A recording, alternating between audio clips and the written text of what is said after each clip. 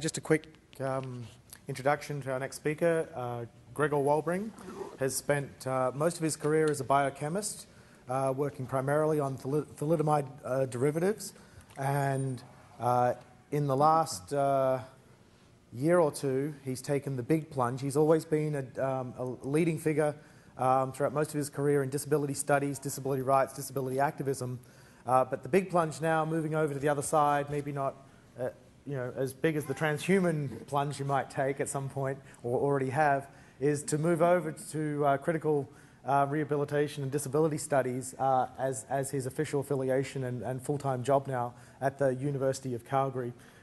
He has a slightly modified title from what we had before, which is up there, The Ethics of Realpolitik, the Realpolitik of Ableism, Ableism Ethics, Species Typical, Subspecies Typical, and Beyond Species Typical. Thanks. This is the agenda of the talk I want to put forward, and it has three areas. One is to give you more geeky sciences, more emerging technologies. And then the other one is Realpolitik of Ableism, and introduce ableism, which likely most people are not familiar with. And then to talk about ableism ethics and governance. So these are my legs when I was 18, right? And you can see I'm not outrunning many people with that one, with that design. They're nowadays just used for teddy bears.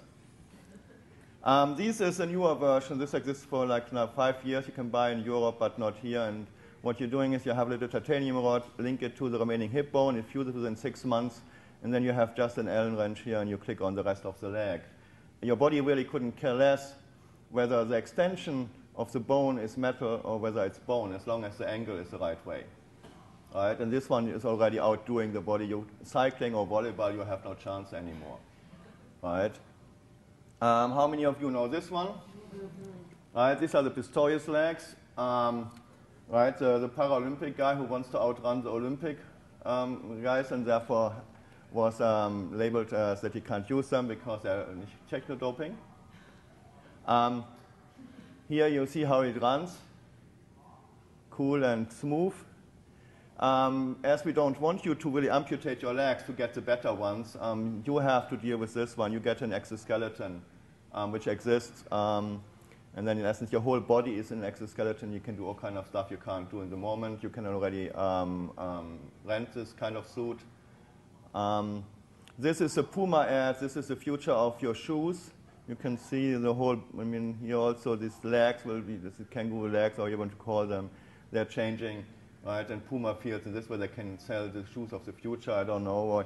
But you can see that we're moving along more and more, that the youth at least feel that this is actually the future, right? Where the normal body has nothing to do with the future. If I send you the video, the PowerPoint, you can go to all these URLs, the YouTubes, and you can watch these movies.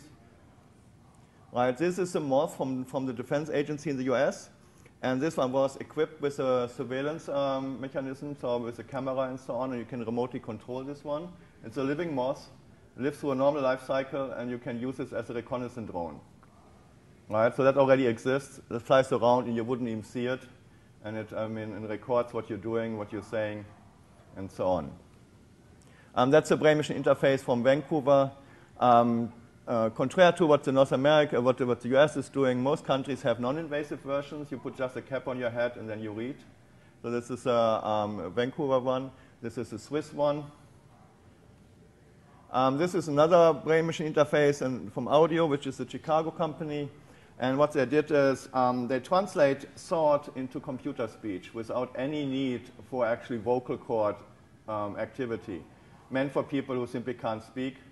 And it can actually, indeed, it can translate your thought over into computer speech. That already exists, was developed by the Center on Rehab in Chicago.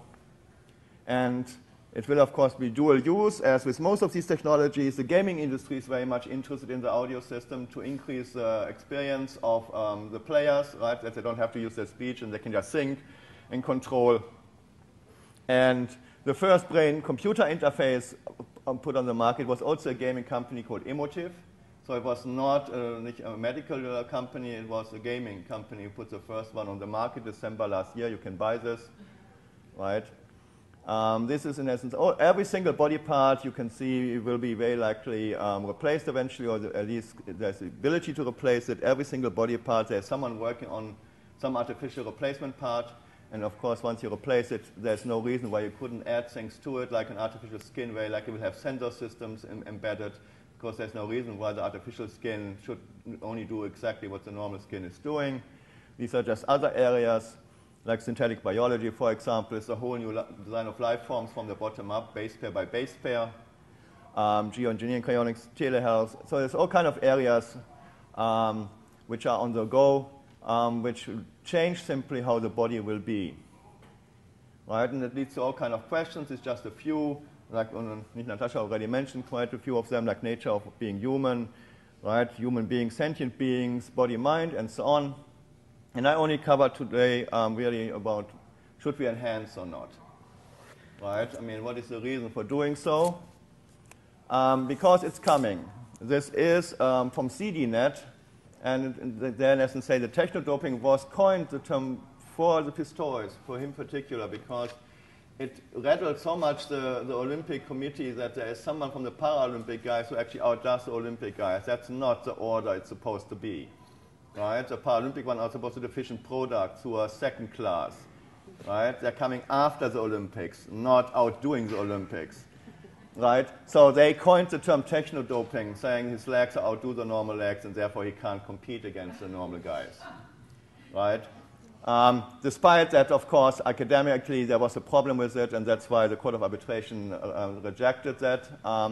But it shows that there will be a change of guards. There will be a change of the way how you perceive your body in relationship to others. Definitely to the deficient products called disabled people.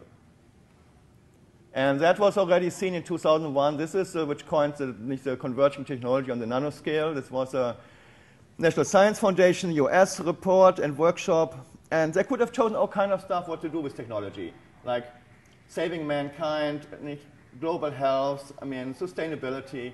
And they choose performance enhancement. And they did this because they figured that is what I can sell to the government. They're not sustainability and all this. It might be good for some people, but the government will never buy into that. Performance enhancement, that's what we can do.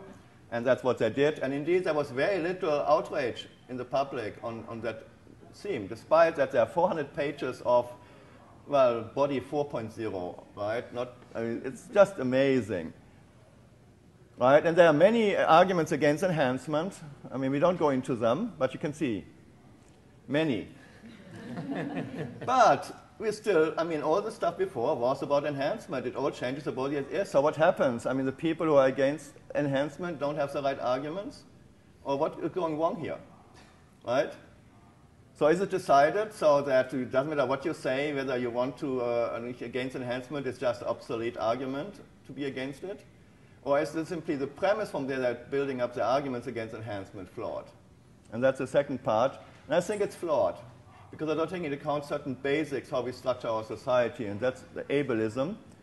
The disability community uses this term, but I use it much broader. You can see it's really a set of beliefs, processes, and practices produced based on one's abilities, a particular kind of understanding of oneself, one's body, and one's relationship with others, of one's species, other species, and one's environment. Right? The abilities you have and expect from yourself really defines mostly who you are in relationship to all kinds of different areas. And it's about really favoritism for certain abilities over others, right? Because you can't have them all, so you decide, like, this is important, this is not important, and then how you go on.